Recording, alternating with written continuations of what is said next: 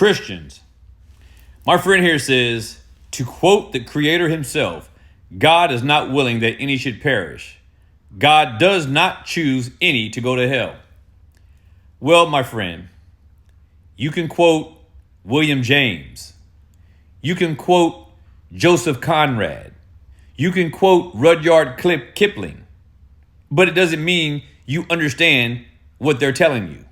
It doesn't mean you make a correct interpretation or an assessment based on what was quoted. Now, in this respect, it says in the scriptures, and rightfully so, God is not willing that any should perish. Yes, that is exactly what God says. And that is exactly what God is going to get. None of his will perish.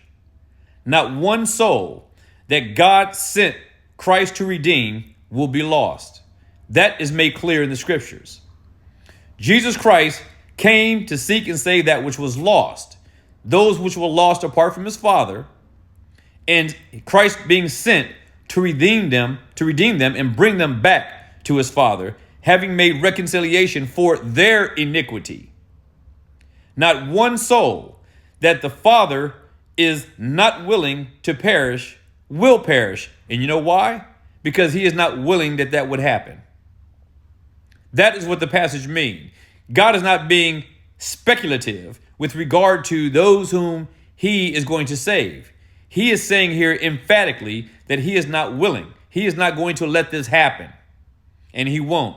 This is why he can say to the believers that we are more than conquerors through strength. We are more than conquerors through Christ who has saved us.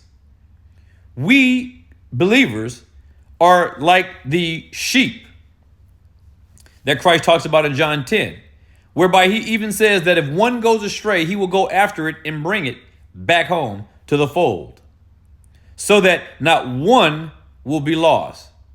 Not one shall perish. Jesus Christ is willing to go after that one sheep that went astray. Do you know why? Because he is not willing that any of them should perish, and they will not.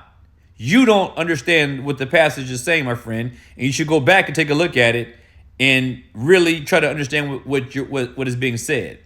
And the fact that the scriptures makes it clear abundantly that God does choose all of those who are saved. When it comes to those who go to hell, he doesn't have to do anything except leave them be provoked, and be persuaded.